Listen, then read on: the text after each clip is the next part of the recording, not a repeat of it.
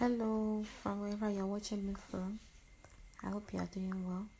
So today we are going to be learning this sleeve and how to manipulate your basic sleeve pattern to achieve this puffy look on the shoulder and a straight and fitted fit on your around your wrist area. So you are going to draft your basic body pattern and you will divide it by 2. You roll a line and you come up around your bicep line. You come up by 1 inch. From that your 1 inch, then you will draw the line across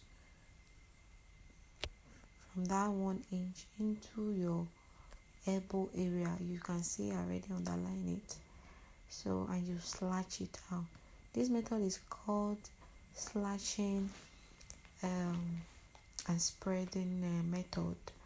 If you want to give a volume into an outfit, then you manipulate your pattern by slashing it and spreading it into your desired length.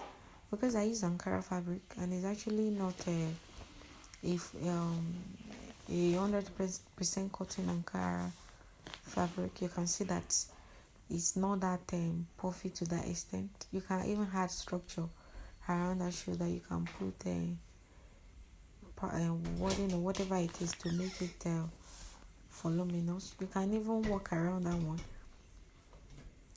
Next time I will be doing another one that I can tack around and give some kind of stylish look to in my next video by God's grace. So after I did that, I splash it out and I measure 2 inch difference. It means for every spreading I did, I measure 2 inch. You might decide to do more. You might decide to extend it more by adding 2.5, depending on your preference. And you can decide to also reduce it.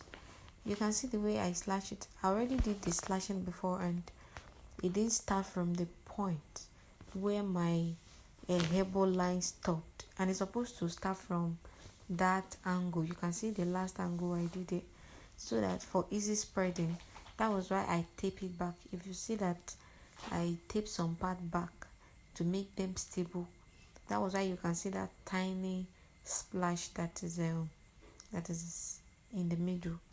So, and I think that's all I did here. You splash it or you spread it, whatever you want to say. You spread it by, just make sure that your number is equal. You use the equal what's it called, inches, to spread it all round. And that's all I did. You can see that from the upper part here, after spreading it, the underlining paper is not enough, so I joined to it at the upper part, and I didn't go straight away from where my normal spreading how do I put it, paper, the one I'm spreading on it. I didn't actually stop from there.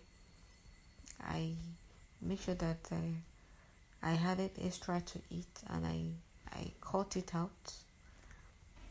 I cut it out afterwards. I'm actually showing you this so that you can know how to do it, because it was actually a long video. So that's all I did here. That's all I did here, as you can see.